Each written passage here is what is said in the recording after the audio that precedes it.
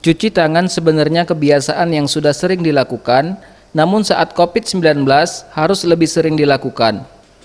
Mencuci tangan dengan sabun dan air mengalir menjadi cara untuk mencegah COVID-19.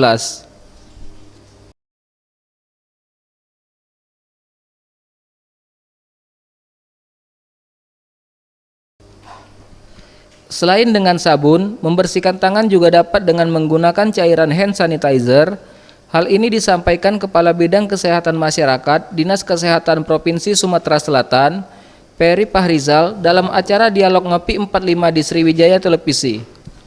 Nah, kalau di dalam gugus tugas nasional kita sering mendengar istilahnya 4 sehat 5 sempurna. 4 sehat itu tadi menjaga jarak, mencuci tangan, memakai masker, kemudian beraktivitas fisik, jaga stres, tidur teratur, kemudian dikuatkan dengan makanan yang bergizi. Kemudian di tempat sebelum masuk misalnya disediakan cuci tangan pakai sabun dan sebagainya. Itu rekayasa.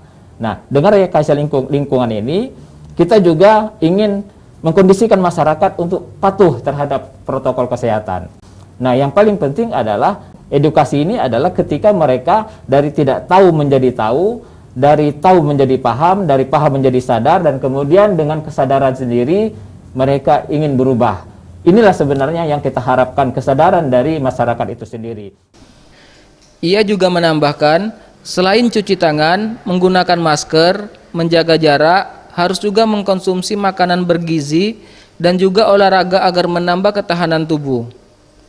Ingat pesan ibu dengan selalu menerapkan 3M, memakai masker, mencuci tangan, dan menjaga jarak. Dengan penerapan perilaku 3M, Indonesia segera terbebas dari virus corona menuju Sumsel bangkit, Sumsel adaptasi kebiasaan baru, Indonesia maju.